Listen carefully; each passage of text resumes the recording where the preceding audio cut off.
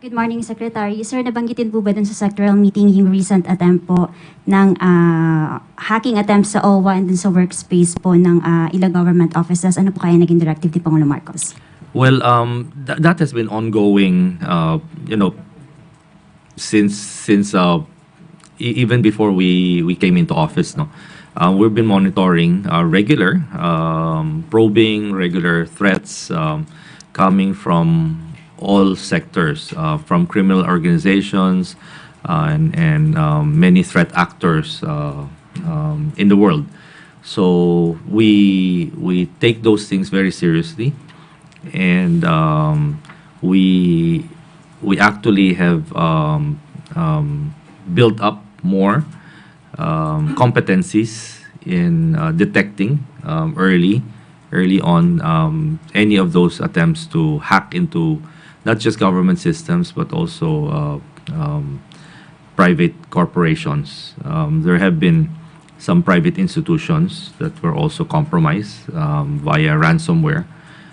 The most in the government, I think the one that has attracted most attention was the PhilHealth ransomware attack.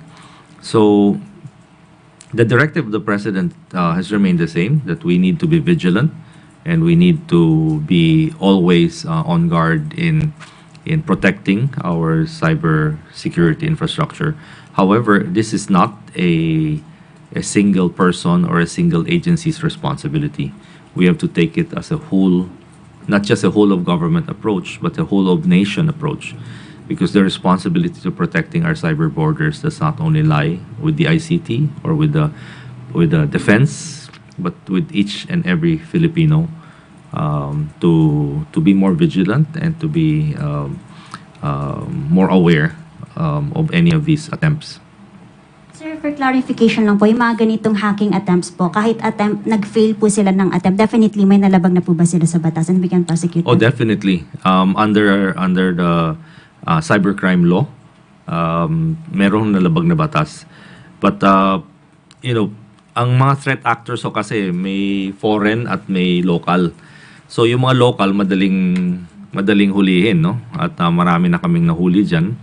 At some of them are currently under investigation by the law enforcement agencies or by the Department of Justice for prosecution.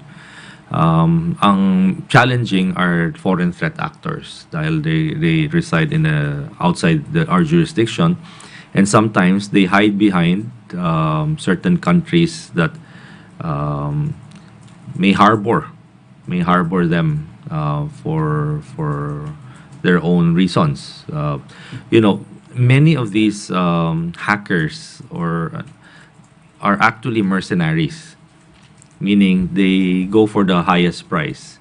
So they hide in safe havens, then they offer their services to anybody, whether to cyber criminal organizations or to governments. And so minsan siguro it will not even be surprising that two governments that are going against each other are actually hiring the same group of mercenaries to hack each other. So ganun talaga, no? Kung mercenaries yan, walang loyalty yan. Our loyalty is to whoever pays them. And then, sir, based po dun sa initial investigation po natin, China-based po itong recent attempt ng hacking. Meron po ba tayo or makikipag-ugnayan po ba tayo sa China to help us prosecute them? Yes, actually, they have reached out to us if we can do some cooperation. Dahil it's actually both ways, no? Cooperation has to come as a mutual activity. So they are willing to help. They have mentioned that if we can share with them kung ano yung nangyari, para mahanap daw nila kung saan at sino yung gumawa nun. In the Philippines, we're also arresting quite a few. If you would recall, nung nag-raid kami ng isang scam center sa may Pasay, where we arrested 600 individuals. Of the 600, 200 of them were Chinese. And nung nahuli namin at nakita namin yung mga computers nila, ang mga binibiktima nila ay mga citizens rin ng China at mga residents ng Hong Kong, ng Taiwan, ng Singapore, all Mandarin-speaking countries. Tina-target rin nila for their scams. So, ganun, no? So, na-detect, nahuli namin yun at yun rin, no? Gusto rin ng China na once we prosecute these people, eventually, gusto nilang ma-deport rin to their country so they can properly prosecute these people who are attacking their citizens and compromising also their cyber security. So we are open to working with everybody. These actors, they're everywhere, no? For instance, yung ransomware attack na nangyari sa PhilHealth, it was using the Medusa ransomware, which is actually based in Russia. So, maraming mga ganitong criminal organizations, mga mercenaries, hackers, na nagtatago sa iba-ibang mga bansa at ginagamit ang kanilang mga talento sa masasamang paraan. So, importante po ang coordination among different countries to work together and go after these groups. And then, sir, lastly from my end, you mentioned kanina yung cyber criminals, mas nagiging innovative na po sila. Sir, should the public be worried? Ano po kaya assurance na ibibigay natin sa publiko? Nako, dapat maging alerto po, no? Alam nyo po, kahit na anong cybersecurity firewall or protection na ilagay natin dyan sa sistema nyo, malulusutan rin po yun kung using social engineering, you willingly give up your password, you willingly give up your PIN, your phone number, at once na nakatanggap kayo ng one-time password, binibigay niyo yung one-time password doon sa scammer. So, dapat maging alert, no? At wag kong masyadong gullible yung public. Kung inaalok ko kayo ng isang bagay na too good to be true, nanalo kayo sa raffle, sa loto or whatever, or sasabihin sa inyo na nagkamali yung bangko at nabawasan yung account nyo ng itong amount. So tumatawag ngayon sila upang i-correct yun at hinihingi yung account number mo at hinihingi yung huwag niyo po basta-basta ibigay yan, no? Napakadali naman. Ang gawin niyo po is ibaba niyo yung telepono at kayo po ang tumawag sa bangko niyo at i-verify niyo. So hanggat hindi po kayo ang tumatawag sa mga numero or sa mga contact information na alam niyo na sa bangko, huwag ko kayong re-rely sa tawag ng iba sa telepono nyo. Dahil hindi ho kayo nakakasiguro na ang tumatawag sa inyo scammer ba o totoong lehitimong bangko or online or credit card company or whatever. At napakatalino po nila, no? Bago kayo tinatawagan and i-research na po kayo. Very expert na mga mga scammers po. So pagtawag sa inyo, alam niyo yung pangalan nyo, alam niyo yung birth date nyo, alam niyo yung address nyo. Dahil ni-profile na ho kayo sa social media, kinuha na yung mga information nyo from different sources. So talagang targeted kayo for that. So don't be misled. You need to be alert. Maybe would be a good time to paalala sa ating mga nanonood to alalayan ng mga elderly parents and grandparents kasi ang daming seniors na madaling nabibiktima especially hindi sila sanay sa online banking, yung mga alam na yung birthday nila, mother's maiden name kasi it's all shared online. So please look out for those who are easily vulnerable. Okay, we have a question from Tuesday New DZPP. Please pass the mic. Hi, sir. Nabanggit niyo po kanina ay i-upskill na natin o upgrade yung capacity ng ating mga tao dito sa bansa. Nagsisimula na po ba yung training sa kanila? Yung mga tao na po ba ito ay from the government? Paano po yung public like us na gustong matuto? Saan kami magti-training? And would this be libre para sa training? O paano po? So our target is nationwide po, no? So currently with the resources that we have, we're currently upskilling government workers muna. But nasa programa na po namin yan na within the year to be able to deploy a more inclusive cyber training to the general public. So we have a DICT ICT Academy. So we're going to expand that academy to include not just training for government, but also to the private individuals who wants to be trained. At the same time, we're also working with different providers, whether these are universities, colleges, training institutes, for them to possibly deploy some of the course content that we will curate that will allow them to learn more. And we're also working with industry to provide those content. So, alam mo niyo, maraming mga cybersecurity at mga providers like Google, Microsoft. Na meron silang mga certification programs, training and certificate programs. Ang ano lang dyan is minsan may pagkamahal, no, sa training. At then eventually, babayad rin ulit kayo for certification. So, we are identifying anong mga training components na maaring libre at maibigay sa publiko. Ngunit kung gusto nila na mas advanced na training, na magkakaroon sila ng certification, we will be negotiating with these companies to provide maybe a volume discount.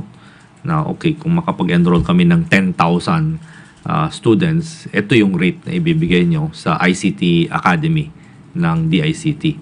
So, lahat na mag-enroll, may ibang component na libre, but once na pumasa na sila at may ibang mga estudyante or mga learners na gustong mag-advance pa sa next level na medyo magbayad sila, it will be on a much lower rate. And then we'll work also on scholarships, perhaps for some of those na nakita namin na mapursige, no, sa pag-aaral at may talento na maging super hacker or something like that. So kung may mga ganong talents, then we'll identify them and provide them perhaps with scholarships para ma-level up naman natin yung ating mga experts.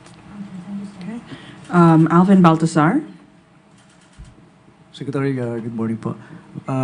Kanina nabanggit niyo yung 2 million jobs for cybersecurity. Pero dito na lang tayo siguro sa sa office ng DICT. May job openings po ba sa inyo na for cybersecurity na hindi ako mag-apply, sir. Bere-recommenda lang. Hindi, sir. For cybersecurity duties, kung meron, ilan yung mga kailangan nyo, sir? Actually, the more the better. Ang problema lang natin po is, typical in any government office is the plantilla that's allowed by DBM, based on budget and all of those. So diyan tayo limitado at ang nakakalungkot po is yung position or plantilla classifications natin napakaluma po. Napakaluma. So wala po tayong item na cybersecurity or AI expert. In fact, meron po tayong items na punch card feeder or telephone network operator, yung mga dating tapos nagsasaksak. May mga items po tayong ganun sa plantilla natin sa gobyerno. So, long overdue po, no? Mukhang napabayaan itong mga reclassification of positions in the civil service and all those. So, kailangan hong baguhin at kailangan ma-update po yan dahil marami hong mga positions na obsolete na yung mga talent at yung sweldo ay napakaliit. So, mas mataas pa yata yung mga sweldo ng mga drivers at utility workers kasi doon. So, we need to right size and we need to formulate a good program where we can retain or hire good talents and pay them properly. Dahil alam niyo po, ang talento may presyo po 'yon at kung hindi po natin bigyan ng kaukulang monetary consideration, talagang magre-resign yan at lilipat sa private sector. So sometimes we just appeal to their patriotism to para sa bayan, to serve the public. Problema po, alam niyo po, nang nasa gobyerno tayo, kahit na anong gawin niyo pong kabutihan, talagang babatikusin pa rin po kayo at never po masasatisfy yung tao sa kahit na anong sakripisyo at anong galing at anong mga pagmamahal na ibinuhos nyo sa ating bayan. So konting paunawa lang po. Okay. Eden Santos, na 25. Secretary, kumustahin ko lang po muna yung national ID distribution natin. Any update or latest data kung ilan na po yung nakatanggap ng kanilang ID? Malamang kami po ng pamilya ko hindi pa kasama doon. Pareho lang tayo. Ano po, no? Well, yung national ID po is, that's the PhilSys system, which is managed by the Philippine Statistics Authority or PSA. So the Philippine Statistics Authority is under the NEDA. It's not under the DICT. So siguro maganda po na maitanong nyo sa kanila kung ano nangyayari, bakit hindi pa lumalabas yung mga physical na ID nyo. Ngunit, may directive po ang ating mahal na Pangulo na ang DICT po tumulong na at wag na pong antayin yung plastic card ID. Humanap po tayo ng paraan na makadistribute rin ng ID na medyo modern at nasasang-ayon sa digital age. So, na-develop na po namin yung digital national ID. So, ito po ay nakipag-ugnayan kami sa PSA, sa PhilSys, at nakapag-generate na po kami ng about 56 million digital IDs. Ngunit we only have about 1.4 million people who have downloaded the eGov PH app. So, yung 1.4 million na yan, sila po ma-access na nila yung national digital ID nila. So, kayo po, kung mag-download na po kayo ng eGov PH app, ma-access nun po yung national digital ID nyo. Kahit na wala pa kayo yung physical card ID, tingnan nyo lang ho yun. Kung pag-access nyo po at hindi kayo makapag-connect at wala, ang ibig sabihin po nun, hindi pa naayos ng PSA yung data nyo dahil ang National Digital ID po kumo-connect lang sa database ng PSA kung ano yung mga naiayos na nila na ID, no, na information. So pag-access niyan, lalabas yung digital ID nyo. Kung sinabi na hindi ma-access, then may problema sa PSA. So tawagan yung PSA at tanungin nyo kung ano, maaring mali yung picture or yung resolution ng picture hindi ganun kaganda, so hindi ma-validate yung biometrics nyo, or maaring may error sa pag-input ng birth date nyo, ng address nyo, or whatever, at yung issues na yung kailangan ayusin sa PSA. Secretary, ito pong egov.ph.cap ba yan? Tama ba? egov.ph. Okay, .ph. Pumunta lang ko kayo, wag ko kayo magkiklik ng any link. Pupunta lang ho kayo sa Apple Store or sa Google Play. At doon ho kayo magda-download. Kung makatanggap po kayo ng text na mag-download ng egov PH app at may link doon, scammer ho yun. Dahil hindi po kami nagpapadala ng link. Sasabihin lang namin, pag text namin sa inyo, sasabihin lang namin, download the egov PH app, go to your Apple Store, go to your Google Play. We do not put that link. Yung mga links na yan yung mga pinaka-paboritong tool ng mga scammers. No? Pag-click nyo yung link, dadalhin kayo sa website nila at mukhang lehitimong website at doon kukunin lahat ng mga information niya. So yun po sana yung follow-up question ko, no? Kung prone din ba sa hacking, sa cyber attack itong app po na ito? And ano po yung ginagawa ng DICT para po ma-prevent na ma-scam din yung ating mga kababayan na gagamitin itong digital app na ito para sa kanilang national ID? So, so long as you go to Apple or Google to download it, dumaan na po yun sa dung dalawang kumpanya na i-check nila na lehitimo ang app na yan at marami pong mga requirements no bago pwedeng ilagay yung app na downloadable doon. So you're assured that it's a legitimate app. And once you download it, ano po no, we have put that app into a lot of testing. So we've actually even hired professional hackers to hack and even put up rewards. Whoever is successful, we're gonna give them a reward. So far, wala pa naman, no?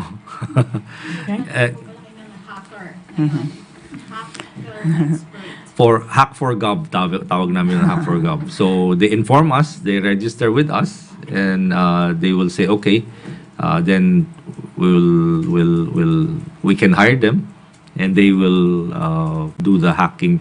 So the app has gone through a lot, not just locally, no, pati mga international cybersecurity organizations that do vulnerability assessment and testing, penetration testing. So marami na pong iterations. Ang medyo wala po kaming full control yung mga sites where the app is linked to. Kasi yung app, hindi po yan yung repository ng mga data nyo.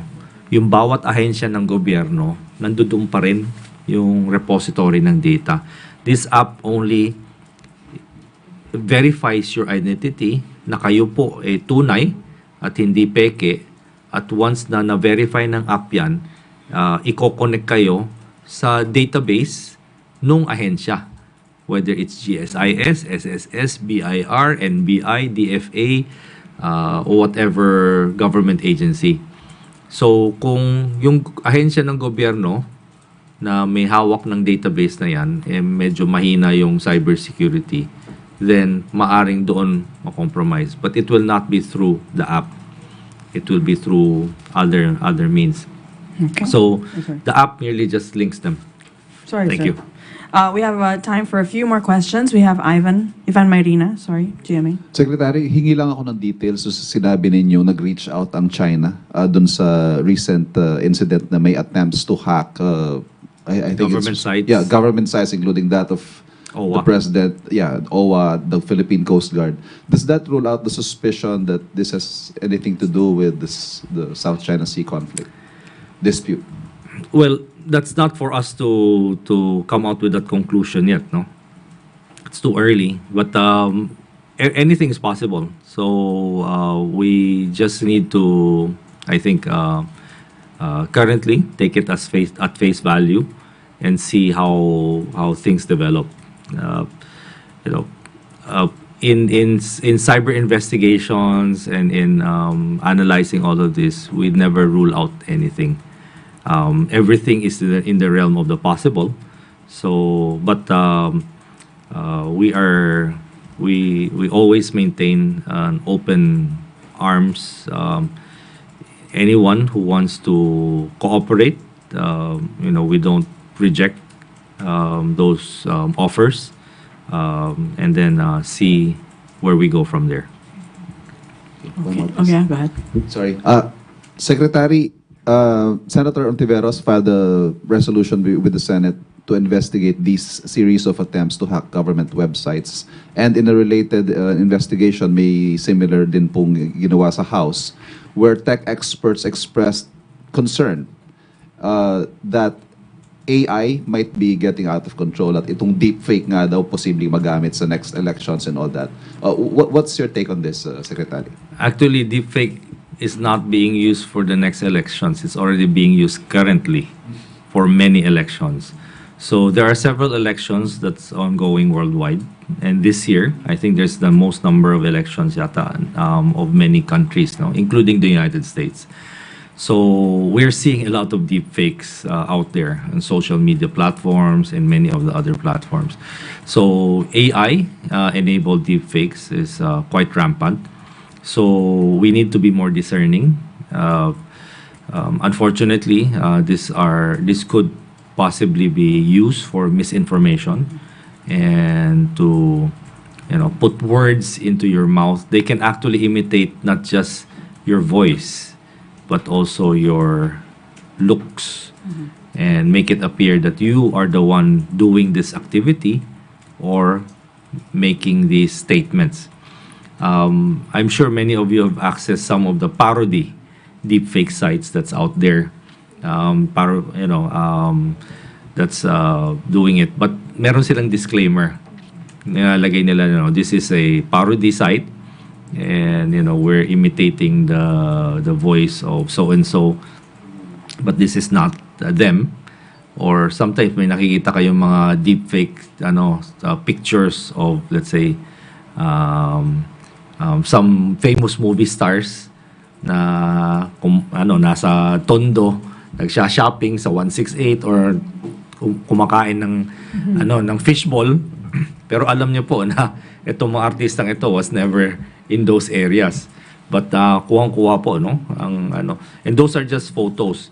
You can actually even see videos of that. So the cybersecurity industry has actually also been utilizing a lot of AI-enabled software for deepfake detection. So we are working on with many of these cybersecurity agencies also for access to these tools, so that we can reveal them and use them and reveal whatever's deepfake is out there. So it's an ongoing arms race, cyber arms race, that each time a new technology comes out, criminals will use the technology, but the good guys will also use those technology to counter.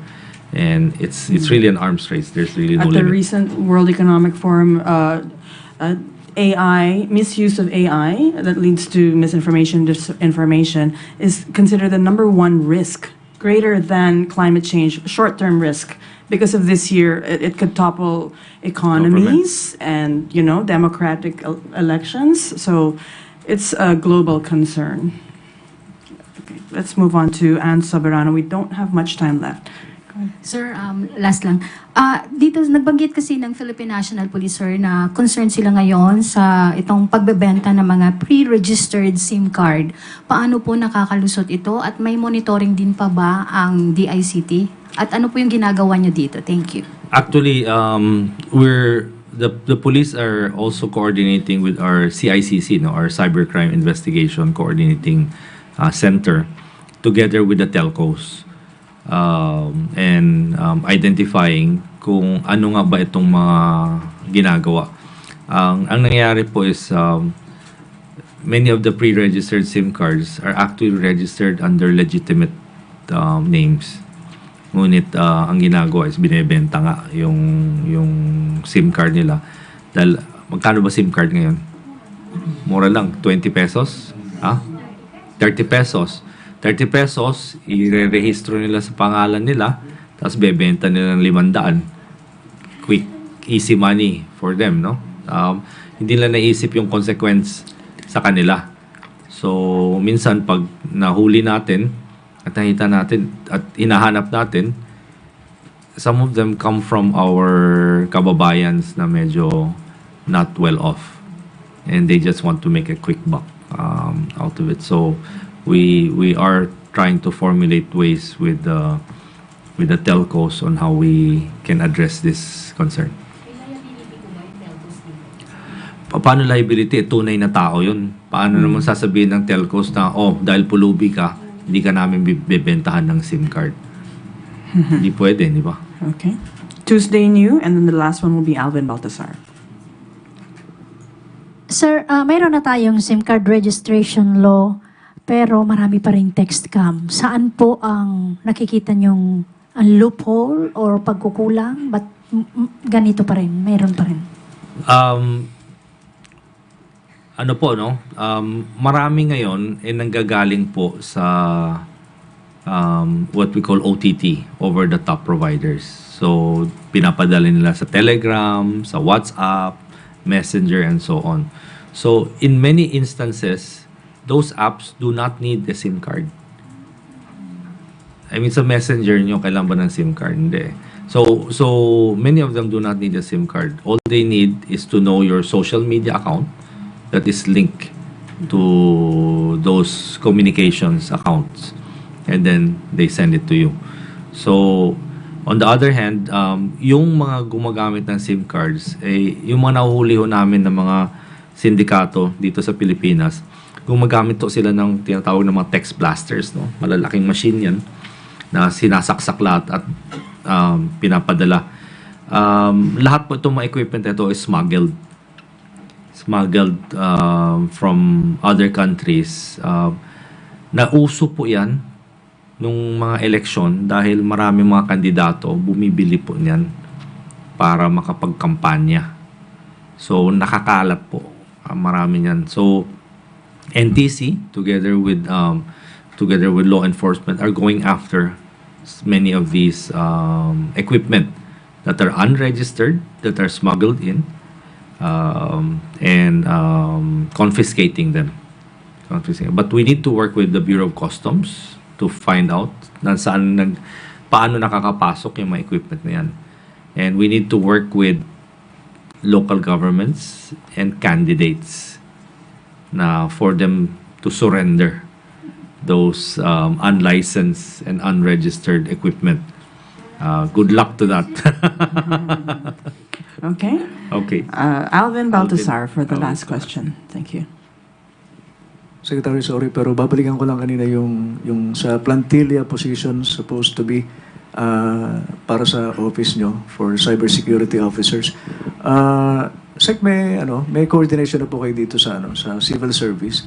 At saka kung sakaling hingin kayo ng rekomendasyon ng civil service, magkano yung i-recommend yung starting salary ng cybersecurity officer para mahikayat natin sila? Yung sa salary, medyo tricky po yun. Ngunit, as we speak po, may workshop ngayon, ang DBM, together with the different government agencies on right-sizing the government. So, in that forum, that workshop, I think it will be a good opportunity to raise some of the antiquated positions that we have that are no longer relevant, that are still in government, and address the gap wherein we need new position classifications in order to meet the new challenges and the new demands of government service. Okay. Thank you. On that note, this concludes our press briefing this morning. Thank you so much to Secretary Ivan Uy, and maraming salamat Malacañang Press Corps. Good afternoon. Thank you. Good morning.